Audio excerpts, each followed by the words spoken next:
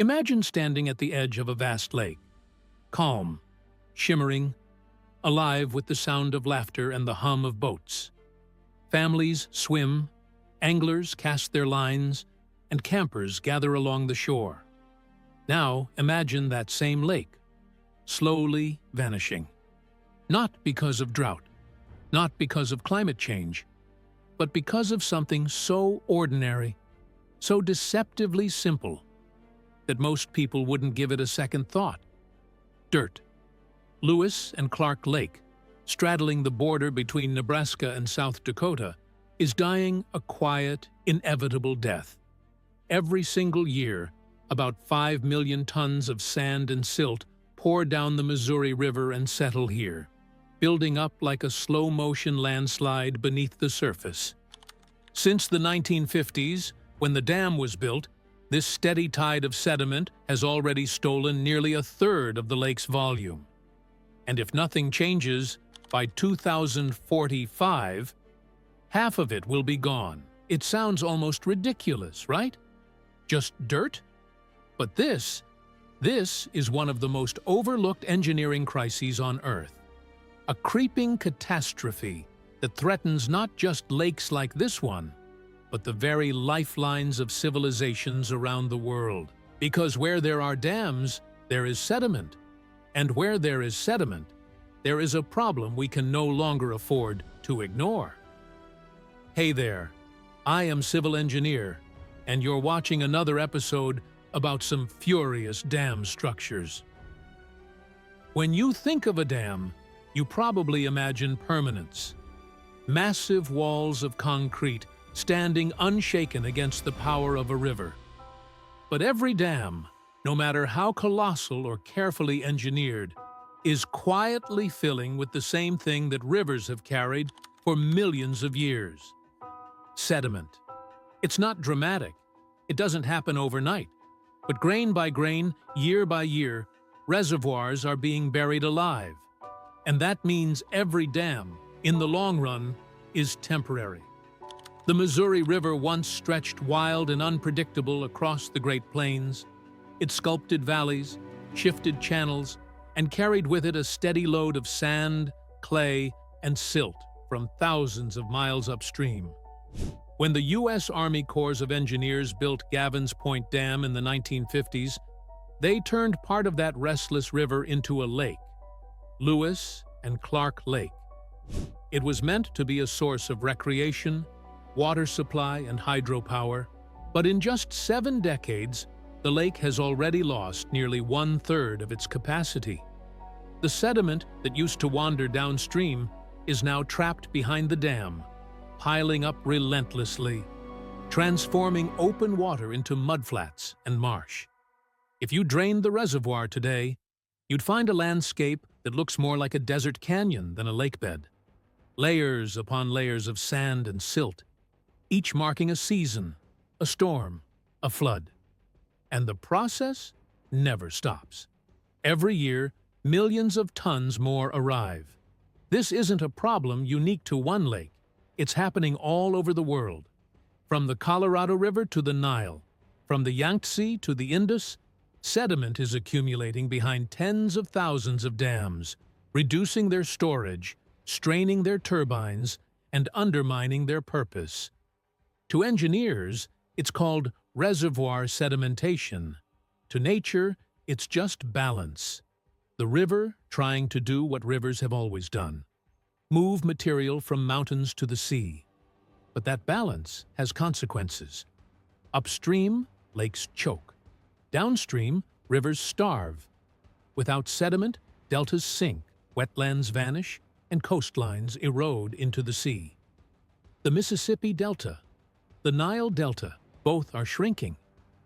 In part, because the dams upstream have robbed them of the sediment that once rebuilt them after every flood. So what can we do? Can we fight a process that's as old as the Earth itself? Some dams flush sediment through gates at the bottom, releasing it during floods. Others dredge it out mechanically, an expensive, never-ending task. A few experimental projects try routing sediment around the dam through bypass tunnels or pumping it downstream. Each method has its limits. Each is a compromise. But they all share one truth. The problem never goes away. It only slows down. In time, the reservoir fills, the dam's purpose fades, and eventually, the structure that once promised permanence becomes a monument to impermanence. And perhaps that's the humbling lesson here. Even our greatest engineering works, our walls of stone and steel, our monuments to control, are just pauses in the flow of nature. Someday, every dam will fail or be removed. The rivers will return, carving through the sediment, reclaiming their ancient paths, and the story of our dams will join the story of the rivers. A reminder that no matter how strong we build, nature always gets the last word. But if every dam is temporary, does that mean we should stop building them altogether? Not quite. The truth is, dams have given us incredible things: power, water, food, flood protection, even recreation. They've shaped civilizations and enabled modern life. But the era when we could ignore their limits is over. Now, engineers and scientists are facing a new challenge, not just how to build dams, but how to keep them alive. In Japan, Switzerland, and China, engineers are experimenting with sediment bypass tunnels, vast underground channels that allow silt-laden water to flow around the dam instead of being trapped behind it. It's like giving the river a hidden artery, keeping its sediment moving where it needs to go. In the Himalayas, some reservoirs are managed through drawdown flushing.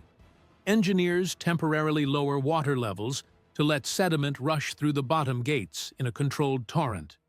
It's a violent but effective way to mimic the natural pulse of a flood. Elsewhere, in smaller rivers, old dams are being removed altogether. Not out of failure, but as part of a broader shift. A realization that sometimes the best form of control is release. When dams like the Elwha in Washington state came down, the river roared back to life.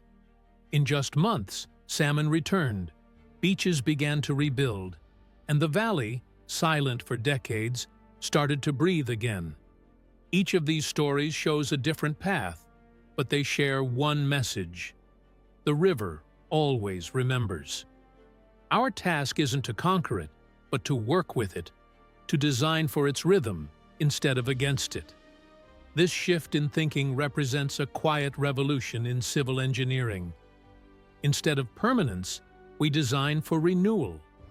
Instead of resisting nature, we collaborate with it. Future reservoirs may not look like the static blue pools we know today. They'll be dynamic systems with sediment management built in from day one. Adjustable gates, bypass tunnels, flexible operations that mimic the river's pulse. We'll still need dams for hydropower, irrigation, and survival in a changing climate. But the next generation of engineers will treat them as living systems, not static monuments. Because the truth is, a dam isn't just concrete and steel. It's part of a river's story. And when you try to freeze that story in time, the river finds a way to keep writing. Maybe that's the ultimate lesson. Not that our dams are failures, but that they remind us of something deeper. Nature doesn't stop, sediment doesn't stop. And progress shouldn't either. It just has to flow. So, that's all about our today's video. I hope you've liked it. Please don't forget to hit share and like.